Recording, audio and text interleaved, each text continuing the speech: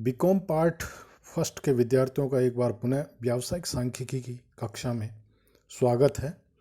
प्रिय विद्यार्थियों, पिछले वीडियो में हमने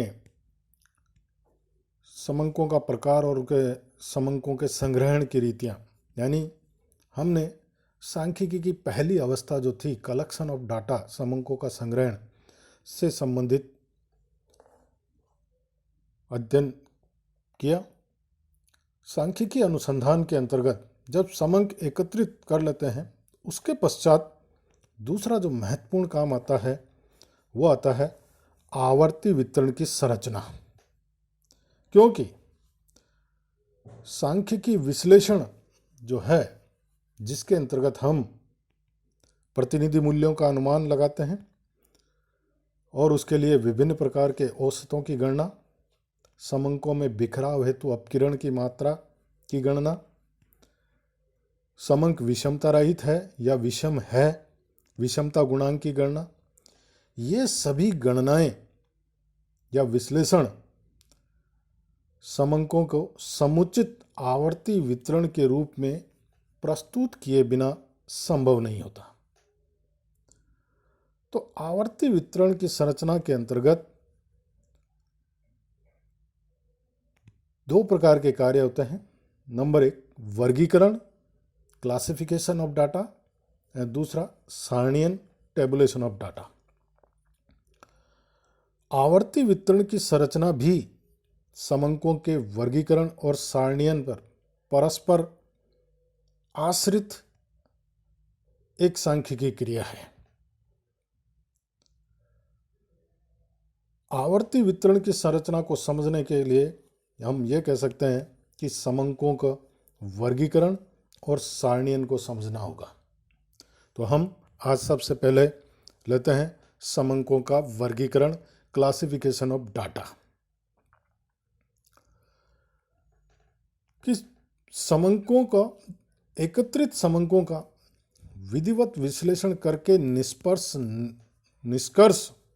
निष्कर्ष निकालने हेतु इनको समान गुण और विशेषताओं के आधार पर सुव्यवस्थित वर्गों में बांटना होता है। यानी एकत्रित समंकों को किसी गुण, विशेषता या समरूपता के आधार पर विभिन्न वर्गों में विभाजित करने की क्रिया को वर्गीकरण कहा जाता है।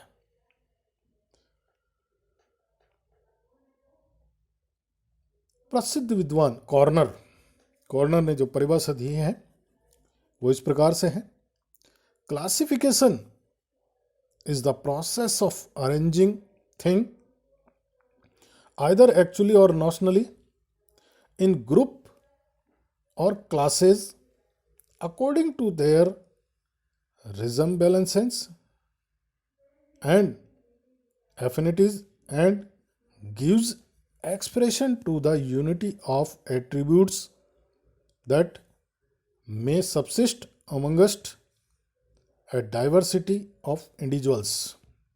यानी वर्गीकरण तथ्यों को वास्तविक या कल्पित रूप में समानता एवं सादृश्यता के आधार पर समूहों या वर्गों में क्रमबद्ध रखने की क्रिया है तथा व्यक्तिगत इकाइयों की विविधता में पाए जाने वाले गुणों की एकता प्रकट करता है। इसी प्रकार एक विद्वान ने जो वर्गीकरण की परिभाषा दी है कि वो इस प्रकार है: वर्गीकरण समंकों को उनकी एक समान विशेषताओं के अनुरूप क्रमबद्ध करने और विभिन्न परंतु संबंधित भागों में अलग अलग समूहीकृत करने की क्रिया है। तो इस प्रकार वर्गीकरण हम का जो निष्कर्ष हम निकालते हैं वो यह है कि जब एकत्रित समंक, जो समंक हमने एकत्रित किए हैं, उनको किसी गुण, विशेषता या समरूपता के आधार पर विभिन्न वर्गों में विभाजित करते हैं, इस क्रिया को ही समंकों का वर्गीकरण कहा जाता है। अब वर्गीकरण के अंतर्गत इसका जो महत्वपूर्ण लक्षण क्या है कि समंकों का विभिन्न वर्ग समूह में विभाजन, यानी इसके अंतर्गत जो कार्य होता है, सबसे पहली बात कि एकत्रित समंकों को उनके लक्षण के आधार पर अलग अलग वर्ग समूह में विभाजित किया जाता है। आगे हम इसकी रीतियां पढ़ेंगे, वर्गीकरण के प्रकार हम पढ़ेंगे जो आगे आएंगे। तो हम उनके लक्षण के आधार पर अलग अलग वर्ग समूह के अंतर्गत समंकों को बांटते हैं। इसके अलावा वर्ग समूह वास्तविक या काल्पनिक भी हो सकते हैं कि जब एकत्रित समंकों का वर्गीकरण किया जाता है तो गुणात्मक वर्गीकरण की दशा में तो वास्तविक वर्ग समूह जो बन सकते हैं उन्हीं में वर्गित किया जाता है, जैसे शिक्षा के आधार पर शिक्षित और अशिक्षित।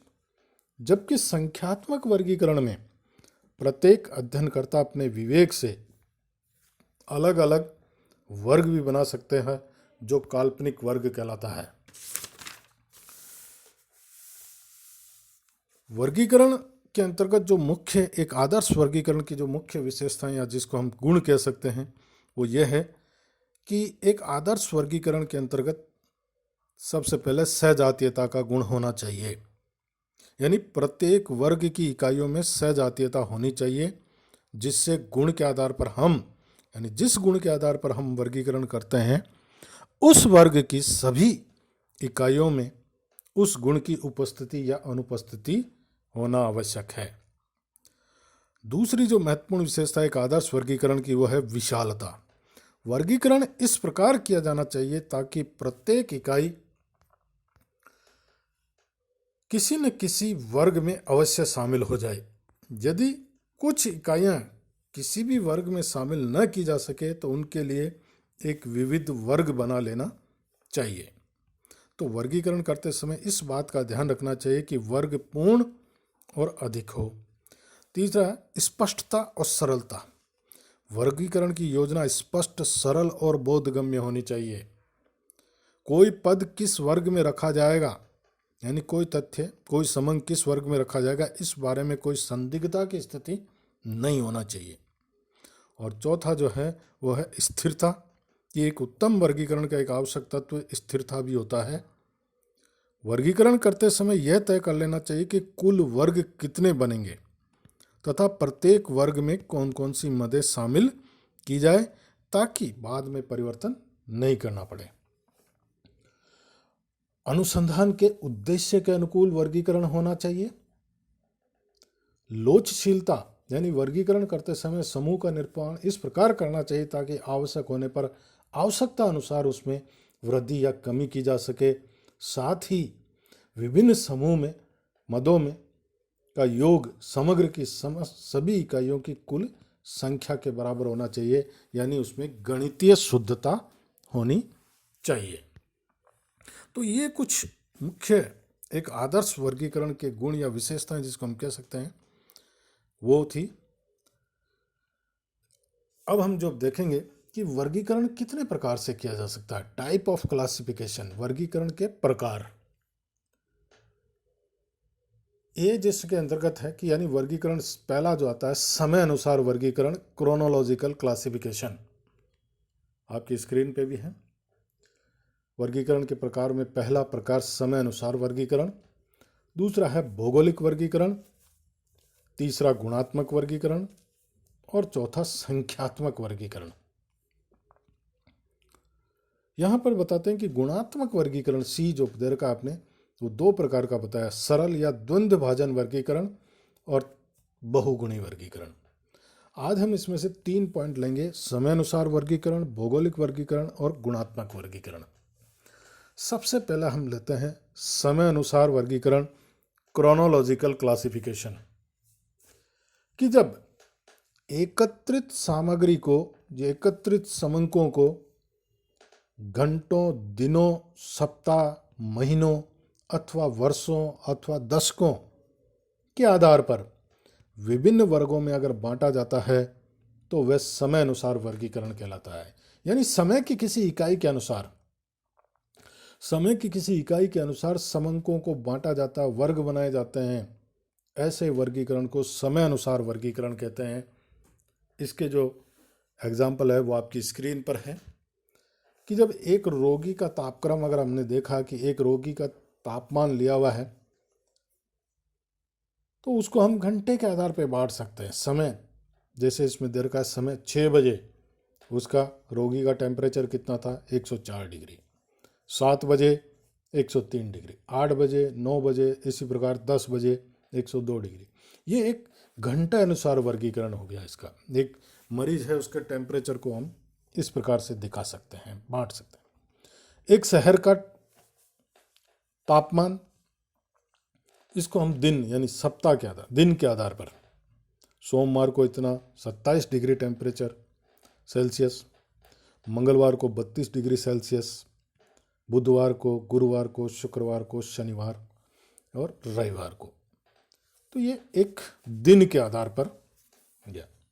इसी प्रकार एक महीने में विभिन्न सप्ताह के अंतर्गत पर्यटकों की आवक स्थिति यानी आए हुए पर्यटकों की संख्या, जो तीसरा आपके स्क्रीन पर है कि प्रथम सप्ताह में आए हुए पर्यटकों की संख्या 520, इसको हम साप्ताहिक कहेंगे, सप्ताह के आधार पर, वीकली। द्वितीय सप्ताह में 340 पर्यटक आए, तृतीय में 280 आए और चौथे में 110 आए। इसी प्रकार मासिक यानी एक कारखाने का उत्पादन जनवरी में इतना, फरवरी में इतना, मार्च में, अप्रैल, मई, जून, जुलाई, अगस्त, सितंबर, अक्टूबर, नवंबर और दिसंबर, इसको हम महीनों के आधार पर कहते हैं। इसी प्रकार एक देश की जनसंख्या विभिन्न दशकों के आधार पर दे रखी है कि 1971 के दशक में 71 में इतनी थी, 81 में इतनी, 44 करोड़, 1991 में 55 करोड़, 2001 में 68 करोड़, 2011 में 88 करोड़। ये एक देश की जनसंख्या जो है विभिन्न वर्षों के अंतर्गत दिखा रखी है। तो ये कहलाता है आपका समय अनुसार वर्गीकरण, यानी जो समंक हमने एकत्रित किए गए हैं उन समंकों को समय की किसी इकाई के अनुसार अगर हम बांटते हैं, विभिन्न वर्गों में बांटते हैं, तो उसे हम समय अनुसार वर्गीकरण कहते हैं। दूसरा आता है भौगोलिक वर्गीकरण, कि जब एकत्रित समंकों का वर्गीकरण स्थान या क्षेत्र के आधार पर, ज्योग्राफी के आधार पर, इसको ज्योग्राफिकल क्लासिफिकेशन इंग्लिश में कहते हैं, तो स्थान या क्षेत्र के आधार पर किया जाता है तो वो भौगोलिक वर्गीकरण कहलाता है। जैसे हमारे भारत में रेल विभाग जो है विभिन्न जोन में बांटा गया है, ईस्टर्न, वेस्टर्न, नॉर्दर्न, साउथर्न और सेंट्रल जोन। तो इसका एग्जाम्पल आपके है कि eastern zone number of employees जो दे रखे हैं 15,000, western zone 18,000, northern zone 17,000, southern zone 9,000 और सेंट्रल जोन में 21,000 कर्मचारी यानी कार्यरत है। इसी प्रकार राजस्थान में गेहूं का उत्पादन डिवीजन के आधार पे, Jaipur division, Jodhpur division, Udaipur division, Bikaner division, Kota division, और प्रोडक्शन इन टन्स उत्पादन दे रखा है 8,000, 6,000, 3,000, 5,000, 6,000। तो ये भौगोलिक वर्गीकरण यानी ज्योग्राफी के अनुसार, भूगोल के अनुसार वर्गीकरण करते हैं। जब समंकों को हम बांटते हैं तो ये भौगोलिक वर्गीकरण कहलाता है। तीसरा हमारे यहाँ पे है गुणात्मक वर्गीकरण, क्वालिटेटिव क्लासिफिकेशन, कि जब एकत्रित तथ्यों को वर्णनात्मक विशेषताओं या गुणों के आधार पर बांटते हैं तो ऐसे वर्गीकरण को हम गुणात्मक वर्गीकरण कहते हैं। जैसे कोई गुण हम ले सकते हैं, शिक्षा एक गुण, कि शिक्षा, रोजगार, ईमानदार, विवाह की स्थिति यानी मैरिड अनमैरिड, लिंग मेल फीमेल आदि के आधार पर, किसी गुण के आधार पर अगर समंकों को बांटा जाता है तो वो गुणात्मक वर्गीकरण कहलाता है। जैसा कि आपकी स्क्रीन पे भी था कि गुणात्मक वर्गीकरण दो प्रकार का होता है, सरल या द्वंद्व भाजन, या हम इसको एक गुणी वर्गीकरण कहते हैं। एक गुणी वर्गीकरण किसे कहेंगे? जब किसी भी एक गुण के आधार पर एकत्रित समंकों को वर्गीकृत किया जाता है तो वह एक गुणी वर्गीकरण कहलाता है। जब एक गुणी वर्गीकरण कहा जाता है तो उस समय दो वर्ग बनेंगे, दो ही वर्ग बनेंगे केवल। देखिए ध्यान रखिए, ये बहुत इंपॉर्टेंट है गुणात्मक वर्गीकरण। कि जब एक गुण के आधार पर हम समंकों को बांटते हैं तो उस समय दो ही वर्ग बनेंगे। कौन कौन से बनेंगे? एक तो गुण की उपस्थिति और एक गुण की अनुपस्थिति। एक ही गुण के आधार, अगर गुण उपस्थित है या दूसरा जो वर्ग होगा वो अनुपस्थिति का, यानी गुण उपस्थित नहीं है, इसलिए इसे द्वंद्व भाजन वर्गीकरण कहते हैं। दो ही वर्ग बनेंगे यहां पर। गुणों की उपस्थिति को हम अंग्रेजी की वर्णमाला के कैपिटल लेटर्स होते हैं ए बी सी संकेताक्षर द्वारा व्यक्त किया जाता है, जबकि गुण की जो अनुपस्थिति है उसको हम ग्रीक वर्णमाला के अल्फा बीटा गामा आदि संकेताक्षर द्वारा व्यक्त किए जाते हैं।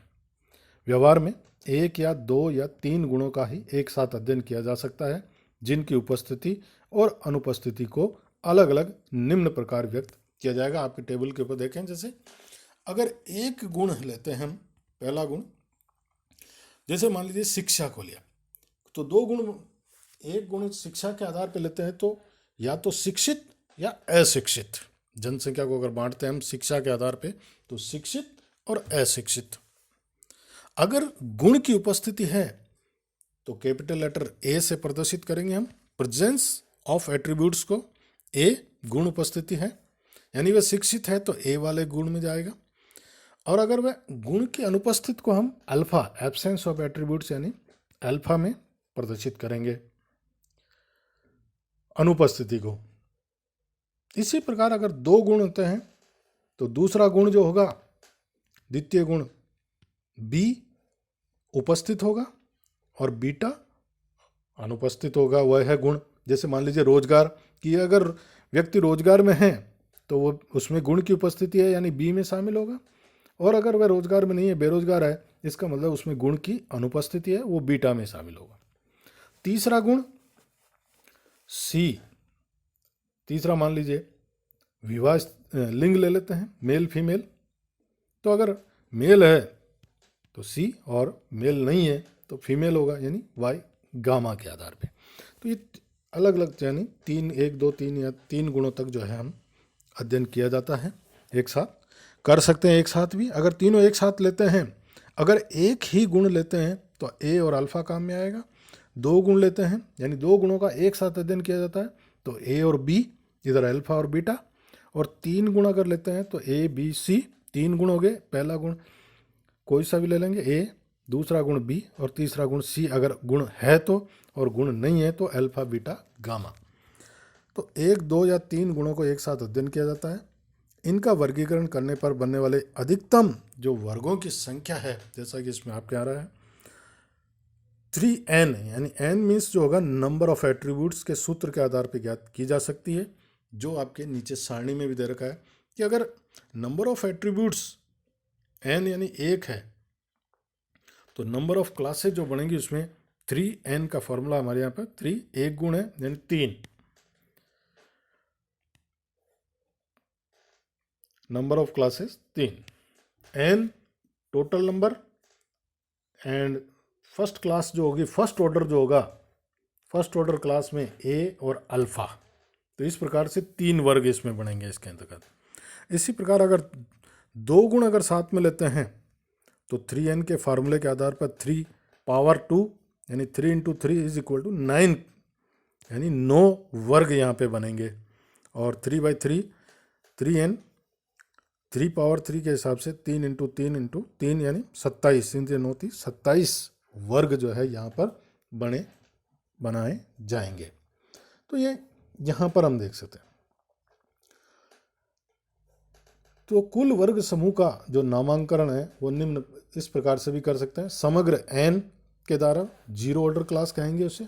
एक एक गुण वाले वर्ग जैसे A B C first order class होगा, अल्फा बीटा गामा। एक गुण में ए बी सी गुण presence, alpha beta gamma absence. दो गुण अगर साथ एक साथ आने वाले वर्ग जो बनेंगे, दो गुण साथ आते हैं तो second order class, A B A C B C, A beta A gamma B gamma, alpha B alpha C beta C, alpha beta alpha gamma और बीटा गामा। सेकंड ऑर्डर, और इसी प्रकार 3 गुण अगर एक साथ, 3 गुण एक साथ आने वाले वर्ग, जैसे A B C, A B gamma, alpha beta C, A beta C, alpha B C, A beta gamma, alpha B gamma, alpha beta C, alpha beta gamma, ये थर्ड ऑर्डर क्लास के आधार पे ये गुण जो है यहाँ पर आपके सामने प्रस्तुत है। तो ये गुणात्मक वर्गीकरण बहुत ही इम्पोर्टेंट है, इसको आप अच्छी तरह पढ़ें। ये 3 वर्गीकरण जो है, 3 वर्गीकरण आज अपन लेते हैं, इनको आप अपनी बुक्स के अंतर्गत अच्छी तरह पढ़ें। वर्गीकरण के प्रकार, टाइप्स ऑफ क्लासिफिकेशन में समय अनुसार वर्गीकरण हमने पढ़ा, भौगोलिक वर्गीकरण हमने पढ़ा, और गुणात्मक वर्गीकरण हमने पढ़ा। गुणात्मक वर्गीकरण में भी 2 है कि अगर एक ही गुण का अध्ययन करना हो तो उसमें सरल या द्वंद्वभाजन वर्गीकरण, सिंपल और डिक्टोमी क्लासिफिकेशन, और अगर एक से अधिक यानी 2 या 3 गुणों का अगर वर्गी को एक साथ हमें अध्ययन करना है तो उसे हम बहुगुणी वर्गीकरण यानी मैनिफोल्ड क्लासिफिकेशन कहा जाता है। धन्यवाद। इसको पढ़ें, देखें। गुणात्मक वर्गीकरण बहुत इंपॉर्टेंट है आपके यहाँ पर। चौथा जो वर्गीकरण है वो हम नेक्स्ट वीडियो के अंतर्गत लेंगे, संख्यात्मक वर्गीकरण, क्योंकि उसमें कुछ महत्वपूर्ण जो हमारे काम में आएगा पूरे स्टैटिक्स में, ये संख्यात्मक वर्गीकरण ज़्यादा काम आता है। उसको हम नेक्स्ट वीडियो में पढ़ेंगे। प्लीज़ लाइक करें, शेयर करें और इसको सब्सक्राइब करें। सभी मित्रों, धन्यवाद।